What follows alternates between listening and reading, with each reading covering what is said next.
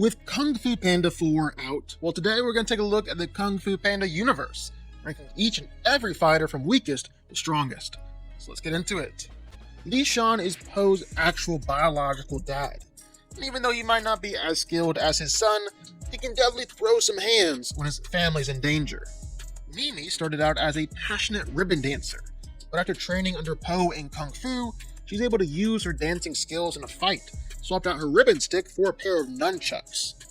Commander Bashir is the former warden of Chorgum Prison, the leader of the Anvil of Heaven, an army of elite battle rhinos. He was specifically tasked with imprisoning Tai Lung, but he eventually got a little cocky. When Tai Lung did escape, well, there's absolutely nothing Bashir could do to stop him. Master Bear is a Kung Fu master who possesses incredible physical strength, but also some surprising stamina and speed. He also tends to use a pair of axe blades whenever he's in a fight. The Master Badger twins are a legendary Kung Fu duo who are extremely skilled with staffs in combat, with one of their signature moves being the crushing double gong technique. Master Chicken was a Kung Fu master who went to fight Kai alongside some other masters. He's surprisingly strong, fast, and powerful, especially for a chicken. Master Porcupine is a legendary Kung Fu master, someone who would use his large quills as weapons during a fight. Oftentimes, Master Porcupine would use them as ammunition for his bow, firing his quills like an arrow, or use them like a dagger in up-close combat. Master Storming Ox was originally the best pupil Thundering Rhino had ever had, working his way up to becoming a member of the Kung Fu Council. Ox will usually just use his horns in a fight, easily overpowering opponents and knocking them around, but he's also a great strategist and can quickly figure out his opponent's weaknesses. Master Croc was originally the leader of the wool-stealing crocodile bandits, but he eventually ended up becoming a Kung Fu master himself and a member of the Kung Fu Council. Being a crocodile, Master Croc can pretty easily overpower most any opponent. He can take a lot of attacks no problem with his rock-hard skin, and the club attached to the end of his tail definitely helps him out in fights too. Spoiler alert for this one, while Zhen might have started out as just a thief, after traveling with Po, helping him defeat the Chameleon, she was given the title of the new Dragon Warrior. She was taught how to fight by the Chameleon herself, as well as her years of growing up on the hard streets. But I don't think it's enough right now to say that she's one of the best fighters in Kung Fu Panda.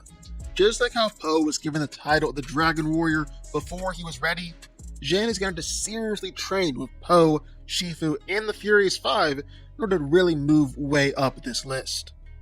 A member of the Furious Five, Crane has mastered the Crane style of Kung Fu. He's not the chief fighter among the group, he usually just flies around and scouts out the area. But he's still an amazing fighter. A lot of his fighting style is based around his ability to fly.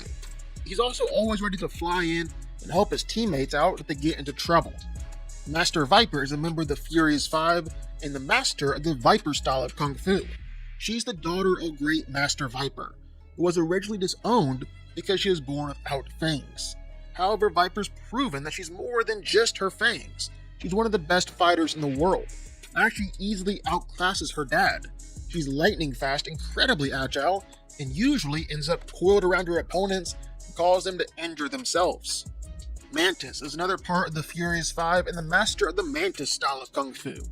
He definitely looks like he's at a disadvantage because of his size, but Mantis has proven time and time again that size isn't everything. It also doesn't hurt that Mantis is disproportionately strong. He's able to throw Po around.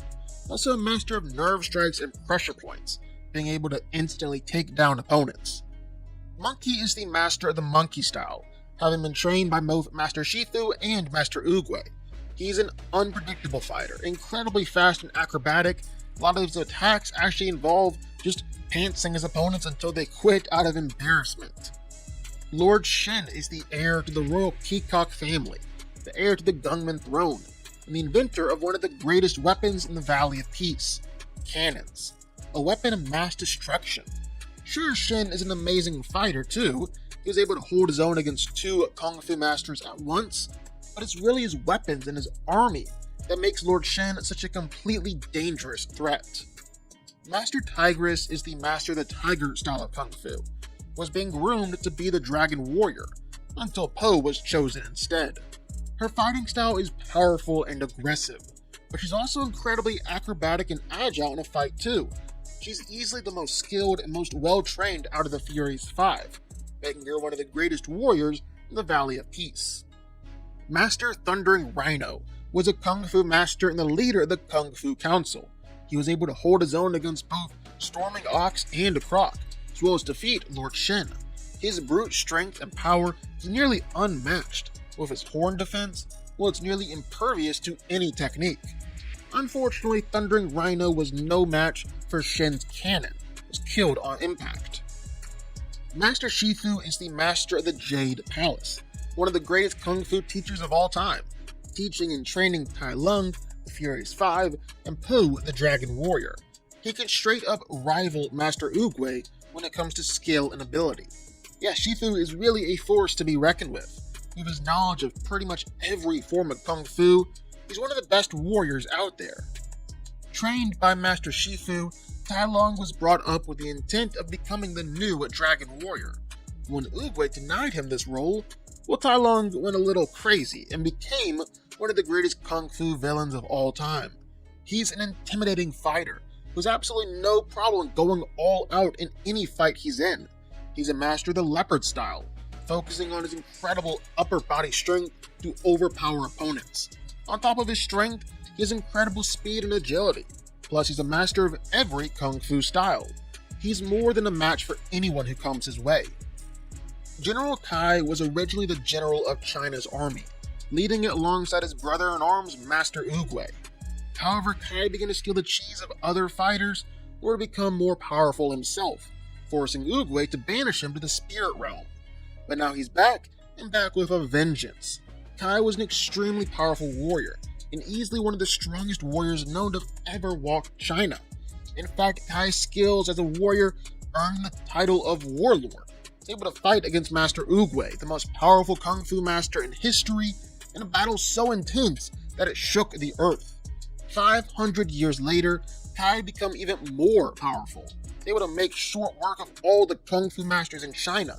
Defeat Master Shifu, he's beaten the Furies 5, he pretty much beat Po, until Po was finally able to learn the master's chi power himself. The Chameleon is a sorceress with the ability to shapeshift into anyone she wants, as well as steal their chi energy or copy their powers and abilities. Rejected from all the schools of Kung Fu because of her size, the Chameleon still vowed to become the greatest and most powerful Kung Fu master ever, having taught herself the powers of shapeshifting and sorcery. She eventually gained enough power and influence to build up her own personal army and overtake Juniper City. However, she knew that she could only look and sound like other Kung Fu masters. She couldn't actually perform their Kung Fu, so she plotted to steal their chi, which harnessed their abilities. And so that's what Chameleon did. She stole the chi energy from all sorts of Kung Fu masters, including Lord Shen, Tai Lung, and General Kai, making her, for a moment there, the most powerful Kung Fu master of all time. Grandmaster Oogway is one of the greatest Kung Fu masters who's ever lived. He actually is the one who invented Kung Fu in the first place.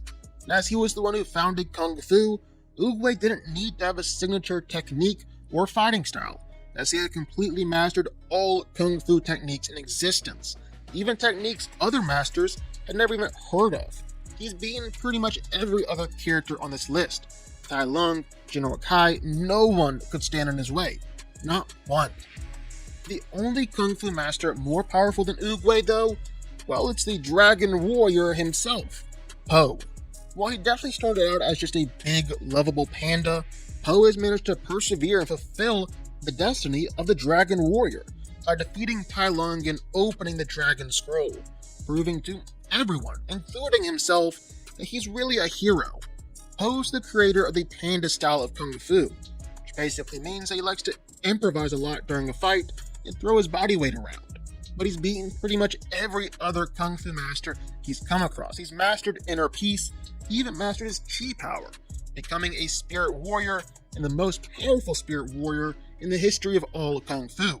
Yeah, Po is the best one here, no doubt about it.